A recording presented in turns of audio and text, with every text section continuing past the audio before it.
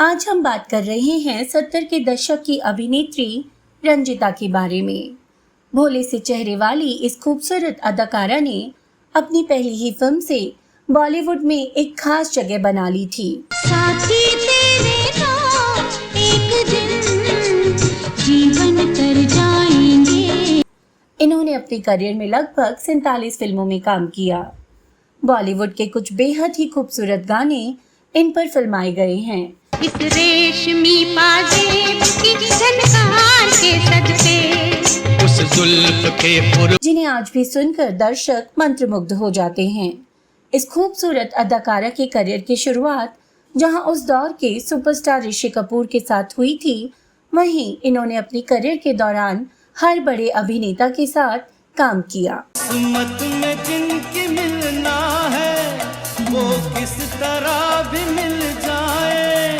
बड़े बड़े production house के साथ काम करने वाली इस अभिनेत्री ने अपने करियर में कई हिट फिल्में दी, लेकिन उसके बावजूद इस अभिनेत्री ने महज 15 सालों तक ही फिल्म इंडस्ट्री के अंदर काम किया। लेकिन इनकी जिंदगी के कुछ ऐसे अनजान पहलू हैं जिनके बारे में आज हम इस वीडियो में बात करने वाले हैं। रंजीता कौर नाम की अभिनेत्री एक समय विवाद में तब आई थी जब वो फिल्मों से रिटायर हो चुकी थी। आपको जानकर आश्चर्य होगा कि बेहद मासूम और खूबसूरत दिखने वाली इस अभिनेत्री पर अपने पति को मारने का आरोप लगाया गया था। अपने करियर के पीक समय पर इन्हें एक शादीशुदा अभिनेता से प्यार हुआ, जो काफी हद तक कारण बना इनके करियर ग्राफ को नीचे लाने का। वो क्या किस्सा था जब इनके पति को अपनी जान बचाने के लिए पुलिस का सहारा लेना पड़ा? कैसे पंजाब की इस लड़की का फिल्मों में आना हुआ था? जानेंगे इन सभी पहलुओं के बारे में इस वीडियो में। आप बस बने रहिए हमारे साथ। नमस्कार दोस्तों, मैं हूँ ज्योति और आप देख रहे हैं बॉलीवुड क्लासिक एरा। सुल्ताना सुल्ताना मेरा नाम है सुल्ताना, मेरे हुस्न का हर आज हम बात कर रहे हैं फिल्म लैला मजनू से मशहूर हुई अभिनेत्री रंजीता कौर के बारे में। ये अभिनेत्री मूलतः पंजाब से थी। इनका जन्म 22 सितंबर 1956 में हुआ। बचपन से ही रंजीता फिल्मों की शौकीन थी और तभी से उन्होंने फिल्मों में काम करने का सपना देखना शुरू कर दिया था। रंजीता ने पुणे के फिल्म एवं टीवी इंस्टीट्यूट से एक्टिंग की शिक्षा भी ली। 1976 में रंजीता की पहली फिल्म लैला मजनू रिलीज हुई। इसमें इनके सह कलाकार थे ऋषि कपूर। ये फिल्म उस समय एक म्यूजिकल ब्लॉकबस्टर मूवी साबित हुई। फिल्म के लगभग सभी गाने सुपर डुपर हिट रहे। अगर हमसे खुदाई भी खफा हो जाए, अगर हम और साथ ही फिल्म की सफलता ने रंजीता को रातों रात बॉलीवुड में और दर्शकों के बीच में एक स्टार बना दिया। और इस फिल्म की सफलता के साथ ही बड़े बड़े प्रोडक्शन हाउस ने रंजीता को अपनी फिल्मों के लिए साइन कर लिया। रंजीता की अगली फिल्म रही राष्ट्रीय प्रोडक्शन के तहत बनी फिल्म अखियों के झरोके से। इसमें इनके सह कलाकार रहे सचिन। इस फिल्म से भी रंजीता को दर्शकों के दिलों में जगह बनाने में काफी मदद मिली। ये फिल्म एक सॉफ्ट लव स्टोरी थी, जहां हीरो और हीरोइन पहले एक दूसरे से झगड़ा करते हैं और बाद में उन्हें प्यार हो जाता है।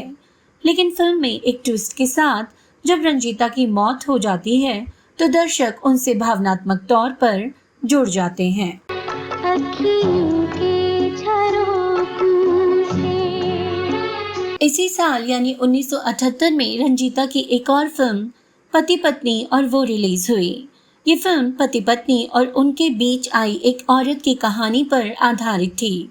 Film B R. चोपड़ा के बैनर तले रिलीज हुई। फिल्म में पति के किरदार में संजीव कुमार थे, जो अपनी सेक्रेटरी रंजीता को अक्सर अपनी बीवी के बीमार होने के किस्से सुनाकर और सहानुभूति बटोरकर उनके साथ रिश्ता बनाने की कोशिश करते रहते। बीवी का किरदार विद्या सिन्हा द्वारा निभाया गया था। फिल्म की कहानी में कॉमेडी का खास मिश्रण था और ये फिल्म भी दर्शकों को खूब पसंद आई। सर, आपको ऐसा क्या दुख है सर? मेरी बीवी, माय वाइफ, हाँ हाँ, पिछले 6 साल से बीमार है। ना उठ सकती है, ना बैठ सकती है। उन्हें क्या बीमारी है सर? 10-11 महीने की मेहमान है शारदा। डॉक्टर, वैद्य, हकीम सबको दिखा चुका हूं। सबने हथियार डाल दिए। समझ में नहीं आता क्या करूं। अपनी शुरुआती 3 फिल्मों की सफलता से रंजीता का फिल्मी सफर अब बड़े आराम से चल निकला। इसके बाद तो रंजीता की फिल्मों की झड़ी लग गई। 1979 में उनकी 4 फिल्में रिलीज हुई। इसके बाद 1980 से 1982 तक रंजीता ने काफी सारी फिल्मों में सभी बड़े कलाकारों के साथ काम किया, जिसमें से उनके सह कलाकार मिथुन चक्रवर्ती के साथ उनके अफेयर्स के किस्से भी शुरू हो गए। रंजीता ने मिथुन के साथ तराना, ख्वाब, उस्तादी उस्ताद से, सुन सजना जैसे करीब 12 से 14 फिल्मों में काम किया। मिथुन चक्रवर्ती योगिता बाली के साथ शादी में थे और रंजीता और मिथुन चक्रवर्ती का ये रिश्ता किसी भी दिशा में आगे नहीं बढ़ पाया। रंजीता उस समय काफी निराश हुई और कहीं ना कहीं उनकी निजी जिंदगी का असर उनके काम पर भी पड़ा। सालों साल तक लगातार फिल्में देने वाली रंजीता को अब सपोर्टिंग रोल्स ही मिल रहे थे और धीरे धीरे प्रमुख हीरोइन के रोल्स रंजीता को मिलना बंद हो गए। 1990 तक रंजीता का करियर सिर्फ सपोर्टिंग रोल्स तक ही सीमित रह गया था। 1990 में फिल्म दीवाना मुझसे नहीं में वे माधुरी दीक्षित की बड़ी बहन के किरदार में नजर आईं और फिर तकरीबन 15 साल के अंतराल के बाद वे 2005 में फिल्म अनजाने, 2011 में फिल्म जाना पहचाना और 2012 में जिंदगी तेरे नाम में बड़े पर्दे पर दिखाई दी। मेरी महरूम मोहब्बत का सहारा तू है। बात करें रंजीता की निजी जिंदगी के बारे में तो उन्होंने फिल्मों से ब्रेक लेने के बाद 1990 में बिजनेसमैन राज मसंद से शादी करके अपना घर बसा लिया और वे एक बेटे की मां भी बनी। शादी के बाद वे काफी सालों तक अपने पति और बेटे के साथ यूएस के वर्जीनिया शहर में रहीं, लेकिन तकरीबन 15 सालों के बाद वे अपने परिवार के साथ वापस भारत के पुणे शहर में आकर रहने लगीं। रंजीता के पति राज मसंद एक बड़े बिजनेसमैन हैं और वे वर्जीनिया शहर में 7-Eleven नामक कई स्टोर्स के मालिक हैं। 2012 में रंजीता ने अपने करियर की आखिरी फिल्म में काम किया था। उसके बाद 2019 में वे एक बार फिर से सुर्खियों में आ गईं। लेकिन ये खबर उनकी किसी फिल्म को लेकर नहीं, बल्कि रंजीता पर लगे एक आरोप को लेकर थी। दरअसल 2019 में रंजीता के पति राज मसंद ने रंजीता के खिलाफ पुलिस हेल्पलाइन में ये शिकायत दर्ज की कि उनकी पत्नी रंजीता ने उन्हें 4th फ्लोर से धक्का देकर मारने की कोशिश की है। पुलिस कार्रवाई में ये बात सामने आई कि झगड़ा और मारपिटाई पैसों की वजह से हुआ था। दरअसल रंजीता का बेटा स्काई, जिन्होंने अपनी पढ़ाई भी यूएस में ही की थी, वो भारत आकर इंडिपेंडेंट बिजनेस करना चाहता था, जिसके लिए बेटा स्काई अपने पिता से एक बड़ी रकम की फरमाइश कर रहा था। कारण तो साफ नहीं था, लेकिन राज मसंद ने उन्हें ये बड़ी रकम देने से इनकार कर दिया था। पुलिस की कार्यवाही के दौरान परिवार के लोगों ने बीच बचाव करते हुए इस किस्से को और पुलिस केस को खत्म करवाया। तब पुलिस ने रंजीता और उनके बेटे को भविष्य में दोबारा से ऐसा ना करने की हिदायत देते हुए छोड़ दिया। ये घटना बेहद ही आश्चर्यजनक थी, लेकिन इसके बाद से रंजीता, उनके पति और बेटा स्काई एक परिवार के तौर पर ही साथ रह रहे हैं। तो दोस्तों, ये कहानी थी लैला मजनू से बॉलीवुड का आसमान छूने वाली अभिनेत्री रंजीता की।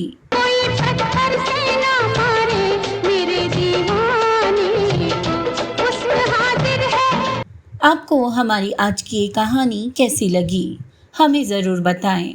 अगर आप हमें कोई सुझाव देना चाहते हैं तो कमेंट बॉक्स के ज़रिए आप हमसे बातचीत कर सकते हैं। आप सुन रहे थे अपनी होस्ट और दोस्त ज्योति को। आज के लिए अब आपसे इजाज़त लेना चाहूँगी और फिर मिलेंगे एक दूसरे सितारे के जीवन की कहानी के साथ। तब तक के लिए आप सभी को मेरा प्यार भरा नमस्कार।